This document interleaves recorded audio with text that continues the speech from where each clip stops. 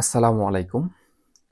তো আজকে আমি কথা বলবো এই জুতাগুলো ফুটপাত থেকে কিনতে পাওয়া যায়, কিন্তু সেই জুতাগুলো কতটা মানসম্মত এবং কেনা উচিত কিনা।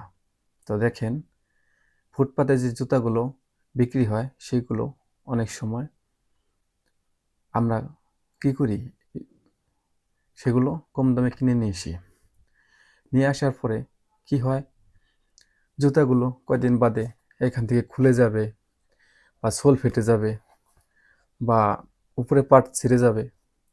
তো আপনি কি করছি, এই ভুলটা করছি। তো এই ভুল না করার জন্য, যদি না করেন সেটাই বলবো আজকের ভিডিওতে। তো দেখেন, এই জুতাগুলো ফুটপাতে যায় কিভাবে। কারখানাদাররা, মহাজনরা কি করে, এগুলো স্যাম্পলগুলো এরকম দেখেন, স্যাম্পলগুলো থাকে, এগুলো সব স্যাম্পল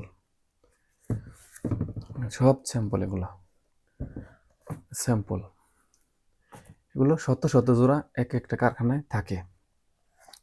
তো সেগুলো কি হয়, আমরা এই স্যাম্পলটা 1 থেকে 1.5 বছর 2 বছর পর্যন্ত থাকে আমাদের স্টকে, মানে এক একটা জোড়া। সেগুলো আমরা কি করি, ফালাই দেই না। তো এই জুতাগুলো আমরা তখন কম দামে সেল করে থাকি এবং ওরাই নেয়। তো কিছু জুতা ভালো থাকে, সব যে খারাপ তা থাকে না, ভালো থাকে। তো ওরাই এগুলা নেওয়ার জন্য আসে আমাদের কারখানায়, বলে যায় সে যে এরকম দেন, আমরা নিব। তো এই জুতাগুলো ওরা নিয়ে যায়। তো দেখেন, একটা জুতা এটা 2000 টাকা বিক্রি হয়, কিন্তু এই জুতাটা আপনি পাবেন ফুটপাতে হয়তো বা 1800 টাকা দিয়ে দিবে। তো এখন দেখেন, টাকা অনুযায়ী আপনার কি হচ্ছে, জিনিসটা আপনি পাচ্ছেন না ভালো।